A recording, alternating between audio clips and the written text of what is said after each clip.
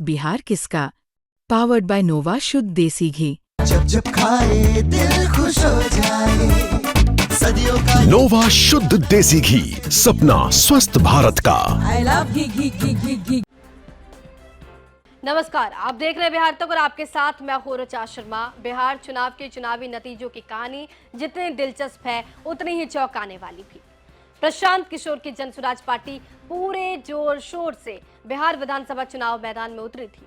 पीके ने गांव-गांव पदयात्रा की, सिस्टम बदलने की बात की, दावा किया कि जनता उनके साथ है। लेकिन जब नतीजे आए तो तस्वीर बिल्कुल उलट गई। जनसुराज एक भी सीट नहीं जीत सकी। लेकिन यहाँ एक ट्विस्ट है। हारने के बावजूद जनसुराज ने कई सीटों पर ऐसा असर छोड़ा कि अगर उनके उम्मीदवार मैदान में ना होते तो शायद समीकरण ही बदल जाते।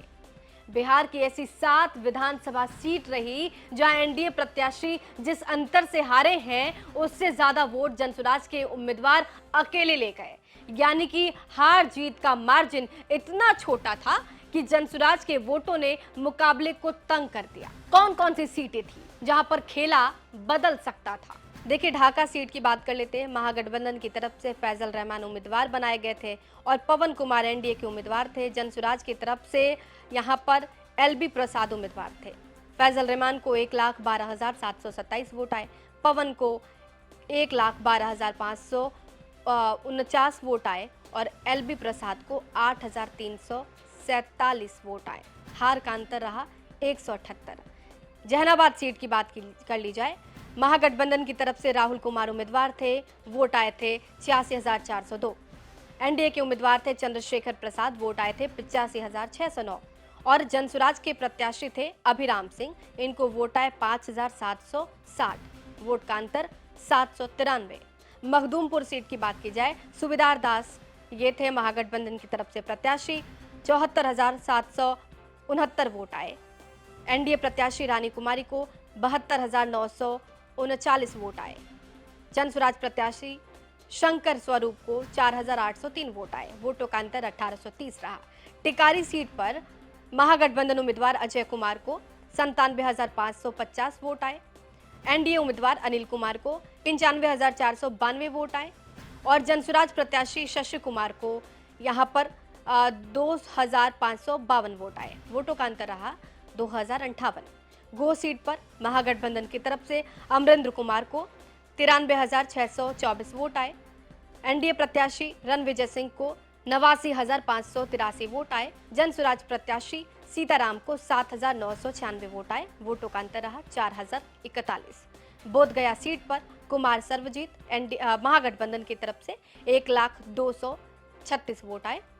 एनडीए प्रत्याशी श्यामदेव पासवान को 99,355 वोट आए और जनसुराज प्रत्याशी लक्ष्मण मांझी को 4,024 वोट आए। वोटों का अंतर 881। जनपटिया में भी बात कर लेते हैं। अभिषेक रंजन महागठबंधन की प्रत्याशी 87,538 वोट आए। उमाकांत सिंह एनडीए के प्रत्याशी 86,936 वोट आए। मनीष कश्यप जनसुराज प्रत्याशी 37,172 वोट आए। वोटों का अंतर 602 रहा। इन 7 सीटों पर जनसुराज प्रत्याशियों ने जितने वोट लिए वो एनडीए की हार के अंतर से कहीं ज्यादा थे। इसलिए ये सवाल उठना लाजमी है कि क्या जनसुराज ने एनडीए के वोट काटे? लेकिन इसका कोई पुख्ता डेटा नहीं। ये भी मुमकिन हो सकता है कि ये वोट किसी और खेमे में आए हो। जनसुराज की कुल तस्वीर कैसी रही वो समझ लीजिए। प्रशांत किशोर की पार्टी ने 243 में से 238 सीटों पर उम्मीदवार उतारे। इतना बड़ा फैसला किसी नई पार्टी के लिए बड़ी बात है, लेकिन नतीजे उतने उत्साहजनक नहीं रहे। एक भी सीट जीत नहीं सकी जनसुराज पार्टी। केवल एक सीट पर दूसरे नंबर पर पहुंच सकी, वो सीट थी मढ़ौरा। यहां आरजेडी के जितेंद्र कुमार राय ने 86,118 वोट लिए। जनसुराज के नवीन कुमार को यहां पर 58,190 वोट मिले। अंतर रहा 27,928 वोट का। बाकी सीटों पर पार्टी तीसरे, चौथे और उससे आगे रही। यानी जनसुराज ने बहस जरूर पैदा की, लेकिन वोटों में वो असर नहीं दिखा जो पीके दावे कर रहे थे। निष्कर्ष क्या हुआ? तो असर दिखा लेकिन जीत नहीं सके। इस खबर का मकसद ये दिखाना है कि जनसुराज के वोट कितनी सीटों पर चुनावी नतीजों को टाइट बना सका। लेकिन इसका ये मतलब नहीं है कि जो वोट जनसुराज को मिले वो एनडीए के खाते के वोट ही थे। चुनावी राजनीति में वोटरों का मूड कई वजहों से बदलता है। स्थानीय मुद्दे, उम्मीदवारों की छवि, जातीय समीकरण या केवल बदलाव की चाहत।